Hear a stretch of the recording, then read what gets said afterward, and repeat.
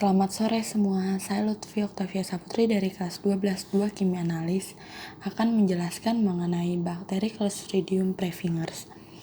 Bakteri Clostridium perfringens merupakan bakteri patogen yang berbentuk basil, memiliki gram positif, non-motil, dan berespirasi secara anaerob obligat.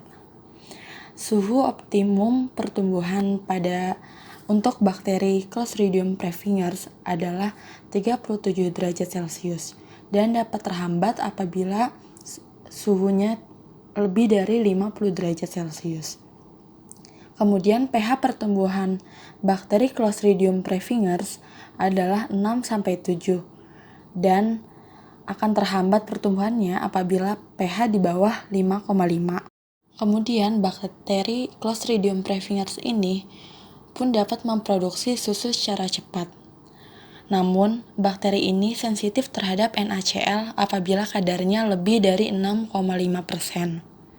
Apabila bakteri ini terdapat pada olahan daging, akan bertahan selama 14 hari dan pada suhu minus 23 derajat Celcius. Bakteri Clostridium perfringens ini dapat memproduksi toksin. Terdapat 5 tipe bakteri Clostridium perfringens berdasarkan toksin yang dimiliki.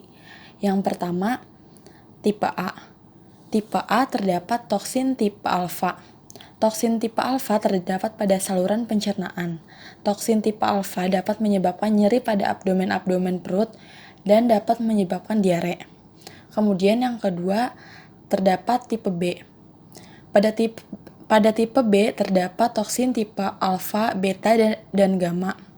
Kemudian pada tipe C terdapat toksin tipe alfa dan beta.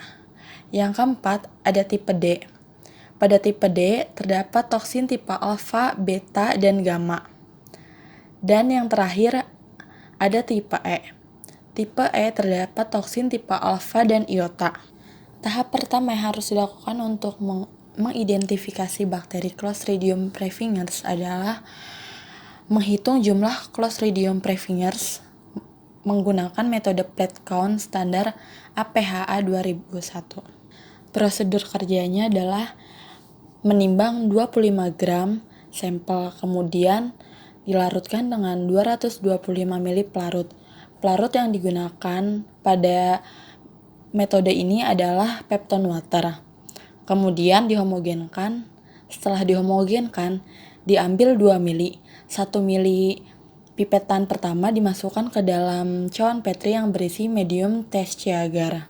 Dan 1 ml yang kedua dimasukkan ke dalam tabung reaksi pada pengenceran kedua.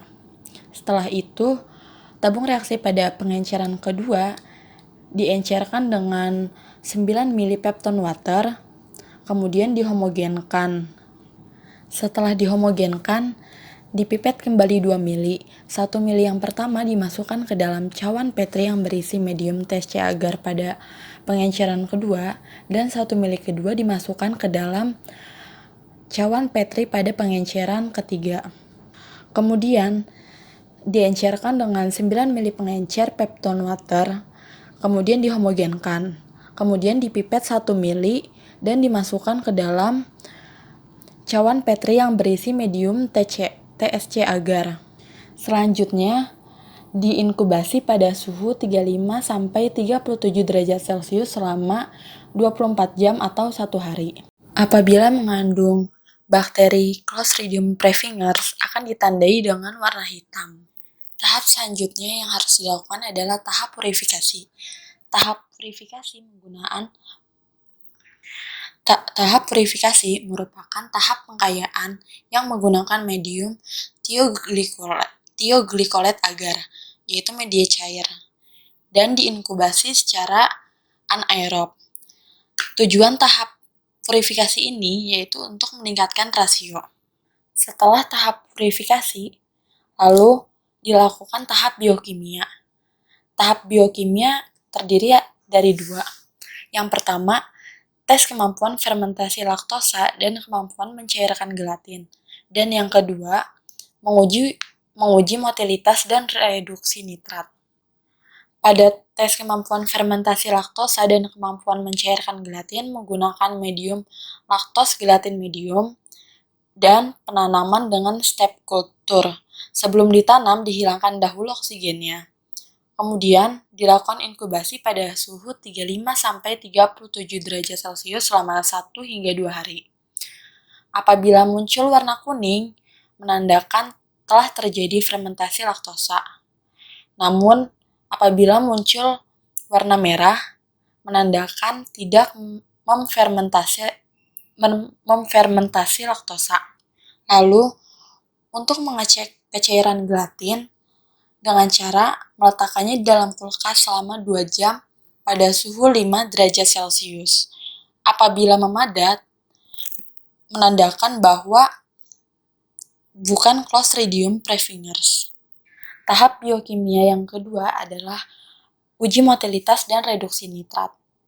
Pada pengujian ini menggunakan medium motility nitrat medium dan penanamannya dilakukan dengan step culture yang telah dihilangkan oksigennya terlebih dahulu.